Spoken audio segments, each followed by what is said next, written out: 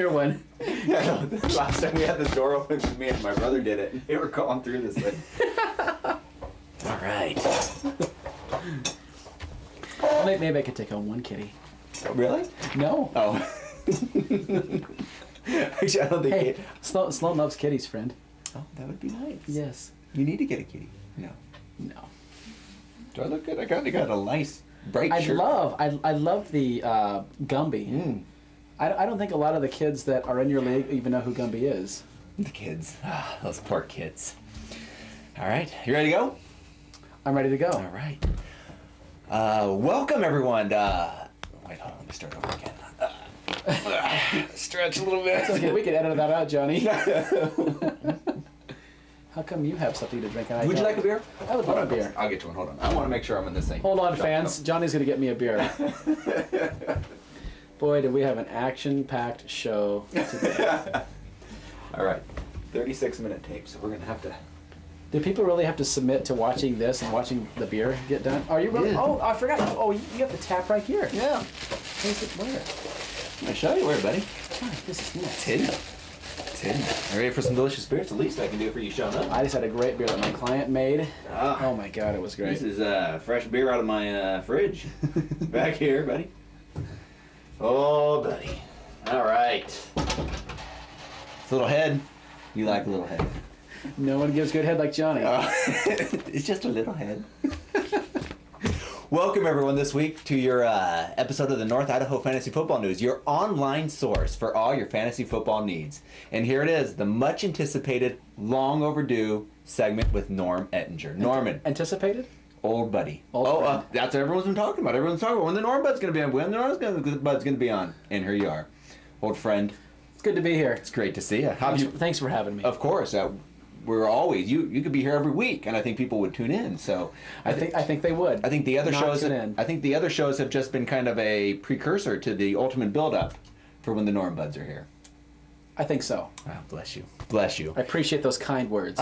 Last week, unfortunately, you were bumped by the Beast, and I'm sorry about that. He kind of took your spot. It would have been nice to have a nice little round robin of me, you, and the Beast. That would have been nice, but you know what? He comes up 450 miles. I only came over 300. Well, it would have been nice, Therefore, trumped by the Beast. if we had a nice little buffet as well, and we ate while we talked. Wouldn't that be fun to watch the Beast eat? I know he likes a good buffet, He sure does. as I do. So, dang. Belly. Belly. What'd you think of the Beast last week? Have you got a chance to see him yet on the? Actually, no. I've been working for the last 2 days. I've not had a moment to watch, and I'm very much anticipating watching that show. Yes. I usually watch them as soon as they're up, and I'm sorry. If you had the Beast on, beautiful Les Altman, what would you have asked him? What would have been some stuff that you would have talked about with him? How's the hunting going, Les? No, he did go some. He did do some. Obviously, we're not paying attention to our fantasy football league, and submitting our wife to making those picks. Well, and funny little story that he told, and you'll be able to tune this in on the YouTube. He went hunting for a whole week, and there's no facilities up there in the woods, so we didn't really get a chance to talk about what he shot, but more of the stench that he created. He said it was a beastly stench. Just thinks about the bacteria and stench and those cracks and crevices all over the place. Oh.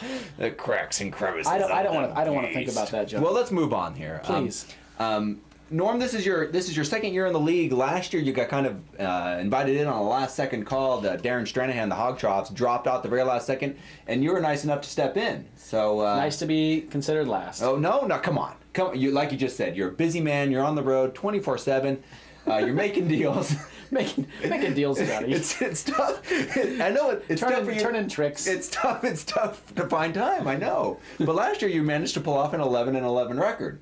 I was proud of that. I was finished right in the middle of the hunt. It was good. And there was a lot of mocking when you drafted Matt Leinart second last year. Do you remember that? I understand that you don't go pick rookie anybody in the first round.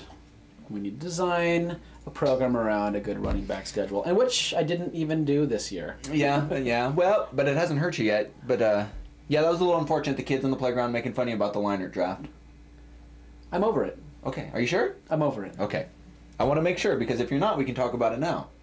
No, Okay. that was 2 seasons ago, Johnny. But now, maybe the reason why you're over it is the success you've had this year. The Norm Buds have been the surprising team of the league, leading the way with the best record. Everyone's chasing you. First off, are you surprised by the success of the Norm Buds? I'm a bit surprised, and because I look at a lot of teams that I play, and I think that there are a lot of powerhouse teams out there. But I think some of those injuries might have helped me. I mean, people are losing some of their number 1 picks, and so I'll just ride this this fortunate victory trail as long as I can. Yeah, of course. And how do you think you've succeeded? What's been your formula for success? If there's a young Norman out there saying, "How do I succeed with my Norm Buds?" What would you say to that young Norman? I would say go pick up Tony Romo and cross your fingers. Now let's talk about your keepers this year. You kept Tony Romo and you kept Darrell Jackson, who last week you released. He's no longer even on your team anymore. Right. Was there any time where you thought about not even keeping Romo? Because he was still pretty much the Dallas Cowboys themselves haven't even signed Romo to an extension because they were unsure of him, but you seem to be sure of him. Was there a time where you're debating on who to keep or if you're going to keep anybody? No, because there's really nobody to pick up. It's a big league. Everybody's accounted for, and I think it's hard to have a solid team in every right of the game because we just don't have enough players, and there's too many teams. I'm sorry, folks. There's just the right amount of teams. Well, I mean, some people say there's too many. I think it brings parity. As you see, there's a lot of teams still in the hunt. I mean, almost every team, save the Spades, are still in the playoff race. Yeah, I see the Spades being able to come back. I think Robbie's got a decent team. Doesn't have a bad team. Doesn't have a bad team at all.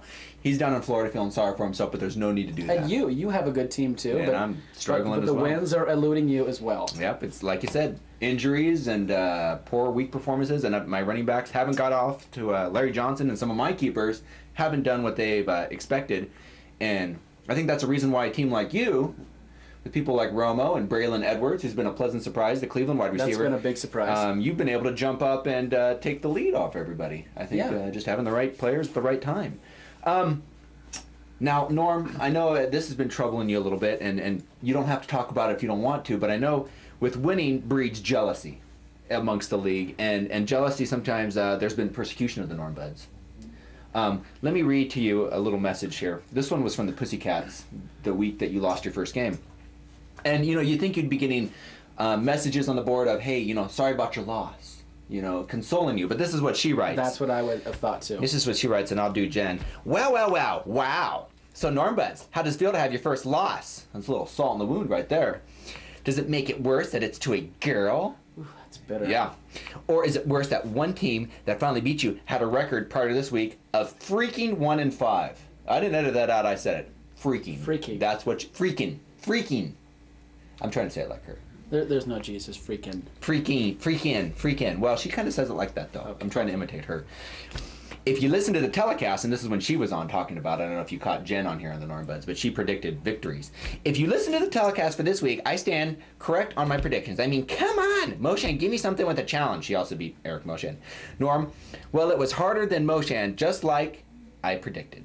What can I say with the quarterback, and this is when there's been some talk about Romo, a lot of talk about Romo, foolishly because his name rhymes with something, and that's just, that's silly. What is your last name rhyme with? sorry, that was wrong. Can we edit that out? Well, let me get back to what Jen was saying. A little bit worse than that. Hey, come on now. You can write it on the message board maybe, and then we can talk about that another day. I don't say those words. I know you don't. You're a good boy. What can I say with a quarterback like Romo? You never know what side of the field he's going to want to play. Little play on. He looks like... I like that play on. Yeah, actually it was clever, I thought.